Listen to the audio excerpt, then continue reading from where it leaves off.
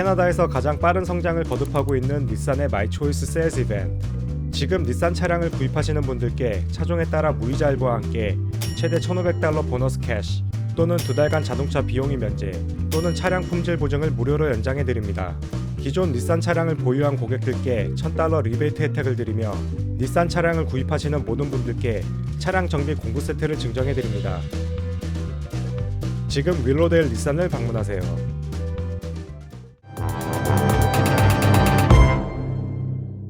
Today I'm here with the Member of Parliament for Willowdale, Ehsassi. Thank you for being here with us, Ali. Thank you very much. Very grateful indeed.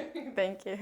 Okay, so the first question I want to start off with is the Finance Minister, Bill Morneau, called this year's budget plan reasonable and affordable.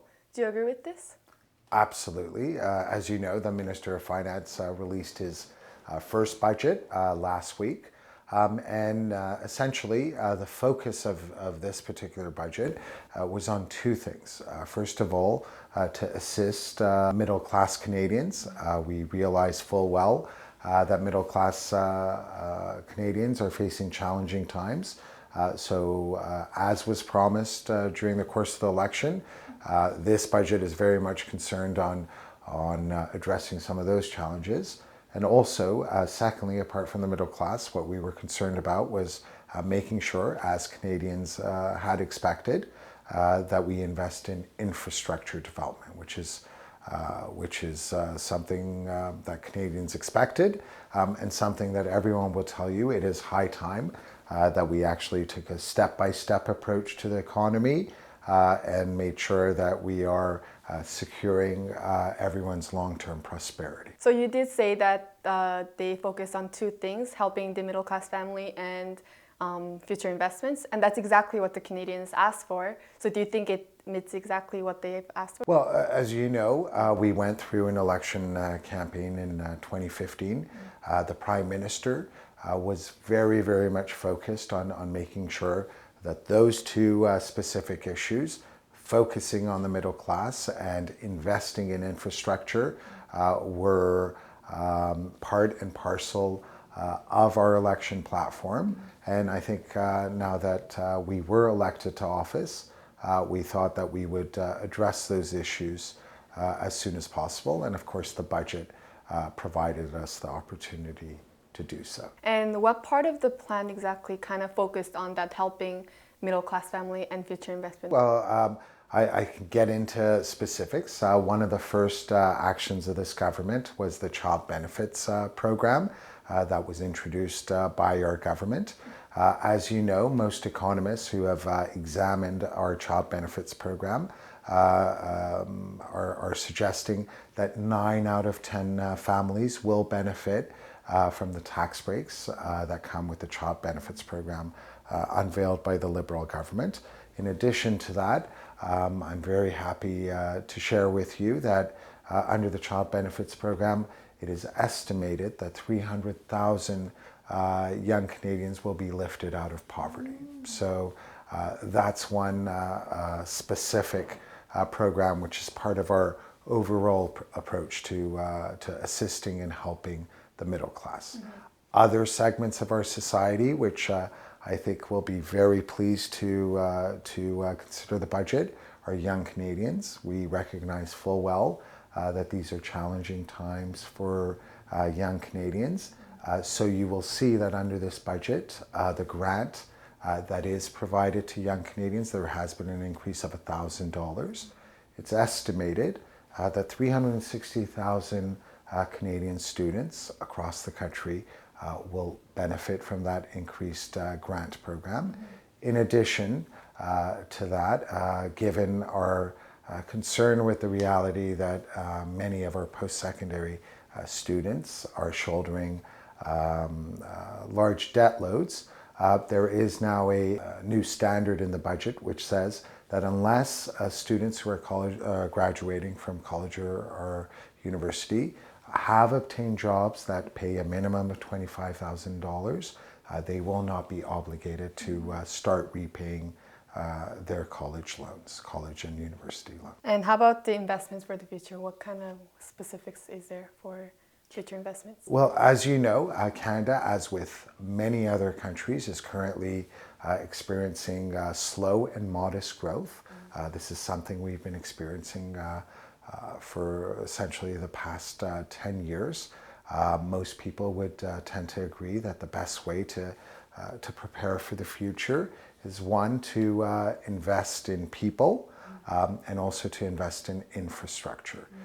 Infrastructure, as I mentioned earlier, was a very large part of the Liberal platform in 2015. So with the budget that was just unveiled by the Minister of Finance, $11.9 million has been allocated for investment in infrastructure. And of course, infrastructure takes many different forms. Some of it is roads, some of it is transit, there's also community centers, there's also affordable housing. One of the things that perhaps I should highlight is that $200 million has been set aside for senior citizens and affordable housing, which is something that many Canadians were concerned about. So to the extent possible, we have tried to target it on plans that will benefit middle-class Canadians. And now in regards to future investments, the millennial generations are actually worried that they would have to pay for the generations to come. What can you kind of tell them in regards to this? Absolutely. One does look at the data. There is a recognition, of course, that we have to make sure that we are investing in the next generation of Canadians. One of the things we do in this very first budget is that we have restored funding to the Canada Summer Jobs Program. And that, of course, is a recognition of the fact that many of our young Canadians, some of our best and brightest, are having a hard time obtaining employment, are having a hard time obtaining the necessary experience early on. So we thought it was imperative that resources be allocated to make sure that we have a robust Canada Summers program. There are so many positive plans in part of this plan, but I've also heard that Canada is now at about $30 billion deficit. What do you think is the main cause of this deficit? Well, I think Canadians rightly expected to see some action from the Canadian government to make sure that we do spur economic growth, and also make sure that we are a country that is preparing for better tomorrows. So that was made known during the election campaign, that we thought this was not a time for austerity. Instead, we committed ourselves to providing much needed investment in infrastructure. So as a result of that, there will be a deficit. However, I think Canadians can really take comfort in the fact that as the ratio of GDP to debt in Canada is the lowest it is amongst the G7 economies. So bearing that in mind, and the fact that we are experiencing record low levels of interest rates, this was really the right occasion for us as a country to invest in long-term growth and to invest in infrastructure. So in regards to the deficit and meeting the balance for the budget, people are saying that the government may raise GSTs now to meet balance. Is it true? Well, there is a lot of talk. No indication has been made by the Minister of Finance on that particular issue. So in the event it is his decision to do so, then obviously Canadians will duly be informed of that. The Minister did mention that he is planning to raise the taxes for the top 1% of Canadians. How else do you think the government will what will do to meet the balance?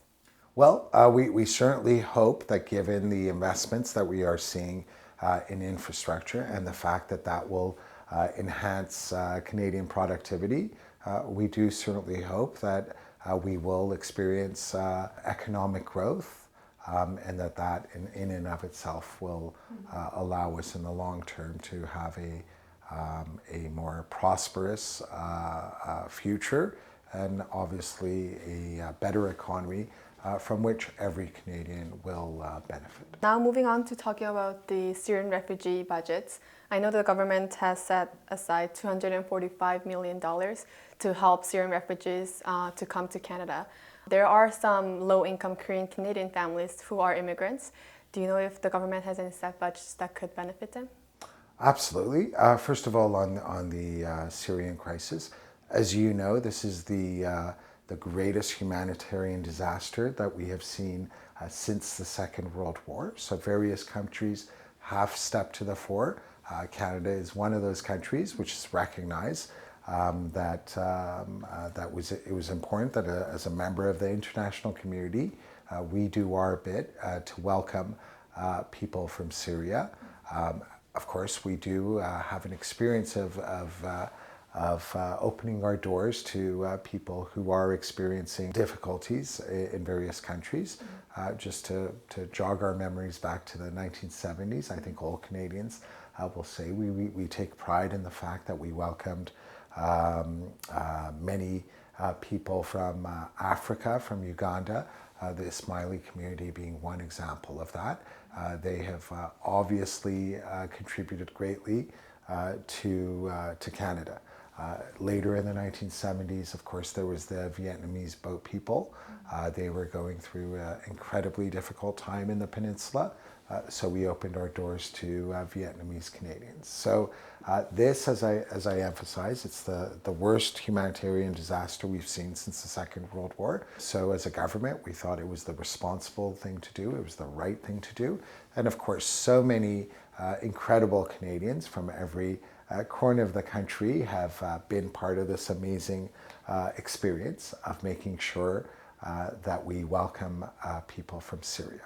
But of course, that's not the only thing that the Minister of Immigration has been doing. He is also focused on making sure that our immigration system works properly. So two of the things that he has done is that he has increased funding which is available for the resettlement and integration of all immigrants who come to Canada. So there is additional funding that is available there. In addition to that, perhaps I should also highlight the fact that there is new funding available for making sure that Canadians who would like to bring members of their family over to Canada, that there is more funding available for that. In particular, of course, we're talking about the spousal program. So improvements have been made with respect to that issue as well.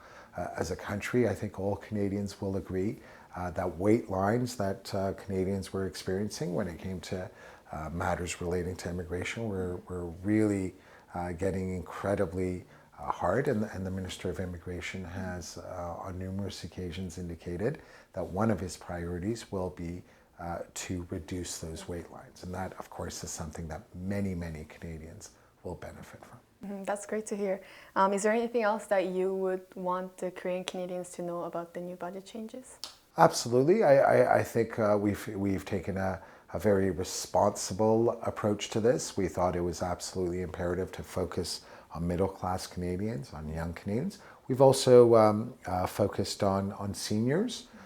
There is, if you take a good closer look at the budget, you will see that not only is there more money available for infrastructure that relates to seniors, but in addition to that, when it comes to income support to seniors, you will see some improvements to that.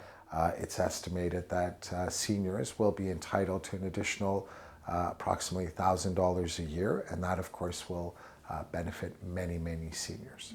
So our primary objective was to recognize some of the challenges and some of the hardships that Canadians are experiencing and to address them as best we could. Thank you so much for your time today, Ali. Thank you very much. Very grateful indeed. Thank you.